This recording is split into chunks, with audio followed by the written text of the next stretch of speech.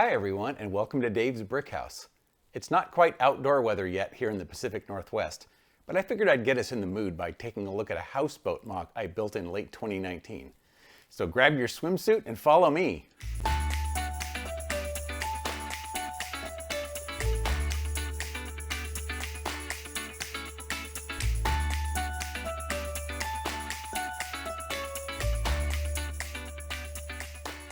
So as the various themes for Bricks Cascade 2020 were in full planning mode, James Ritzman announced that he'd be heading up a harborside collab called the Port of Brickport.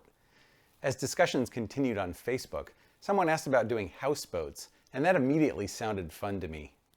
James posted some photos for initial inspiration, and I used my usual Google search to get a bunch more ideas. I always like lots of glass in the MOCs I do, and this was no exception, so I knew that would be a key element of the design. I personally really like the large expanses of glass that 1x6x5 panels provide, and they'd shown up on the pab wall at the local Lego store earlier in 2019, so I had a good stockpile of them on hand. I pretty quickly settled in on the look and feel I was going for, and got to work in Bricklink's studio. In addition to the large panels, I used a variety of other window styles, including some snot-built 1x2x3 windows. I very much like the profile you get when you build sideways with windows.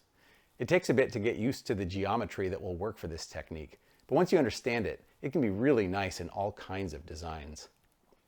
The design spec that James provided was a footprint no bigger than 32x32 studs, so in order to Dave-ify the MOC, I went for 2 stories. But then I was trying to figure out what to do for the roof, and decided that a rooftop deck seemed like a logical thing to do.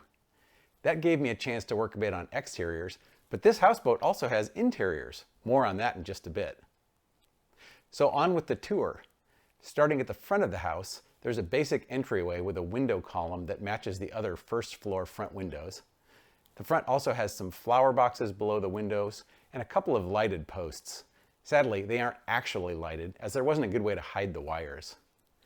Going around to the river-facing side of the first floor, you see a group of 3 of the panel windows.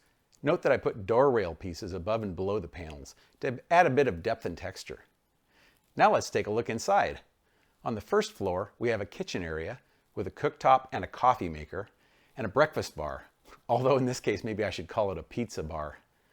There's also a tall houseplant in the corner, a sofa that has a view out to the river, and the stairs up to the second floor. Speaking of the second floor, that's the bedroom suite with a queen-sized bed, 2 side table cabinets, a dresser, and a big screen TV on the wall. It also has a door out to a deck that wraps around 2 sides of the house. From the second floor deck, there's a ladder to get up to the roof. There isn't a ton of stuff on the roof, but it seems to fit well for the given size and follows my usual motif of a clean design.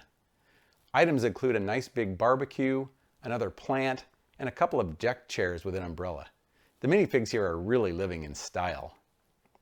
One other thing, in the design spec, James included information about the sidewalk, as he called it, and I built something to that spec, along with a bit of water showing under either side of the house. The idea was to build something typical of what you see for houseboat communities, with a gangplank down to the lower walkway that provides access to all the houseboats and other moored boats. I really enjoyed doing this houseboat. In fact, I had so much fun doing it that a bit later I built a second houseboat. Watch for a video on that coming soon. So that's my first houseboat MOC. If you enjoyed this video, please give it a thumbs up. If you'd like to see more videos from me in the future, consider subscribing to the channel and clicking on the bell icon to get notifications of new videos. Thanks for watching, and go build something that makes you smile.